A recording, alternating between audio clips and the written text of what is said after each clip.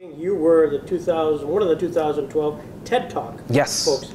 Yes. What was that experience like? You know, again, it's embarrassing. I should stop revealing so much of this stuff that I reveal. I had never heard of a TED Talk.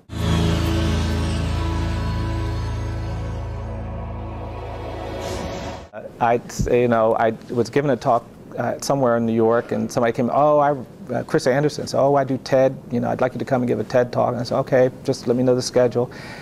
And the TED Talk was scheduled the same month that I had two U.S. Supreme Court arguments. The Miller and Jackson arguments were about 2 or 3 weeks after TED. And so when they called me and said it's going to be March of whatever it was, I said, oh, I'm sorry. I've got two Supreme Court arguments that month. I can't come and give a TED Talk. And I said, no. And I was in a meeting with my staff. I said, yeah, TED or somebody called me and asked me to do a TED Talk. I told them I don't have time for that. My staff went ballistic. They were like, what are you talking about? You have to call them back. You have to.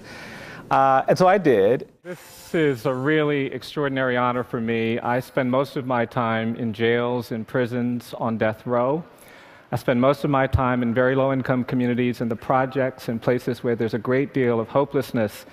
And being here at TED and seeing the stimulation, hearing it, has been very, very energizing to me. And one of the things that's emerged in my short time here is that TED has an identity.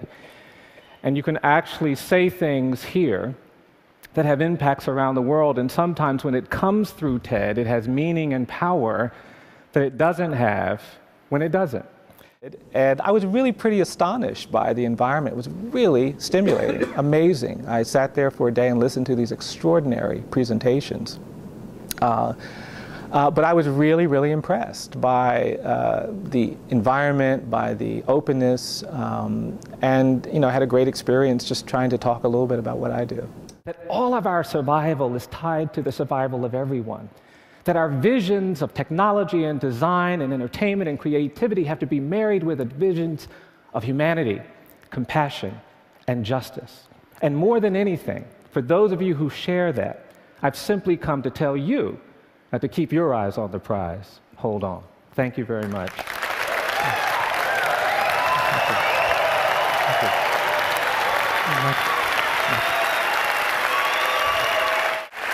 Bryan, you've struck a massive chord here. You're an inspiring person. Thank you so much for coming to TED. Thank you.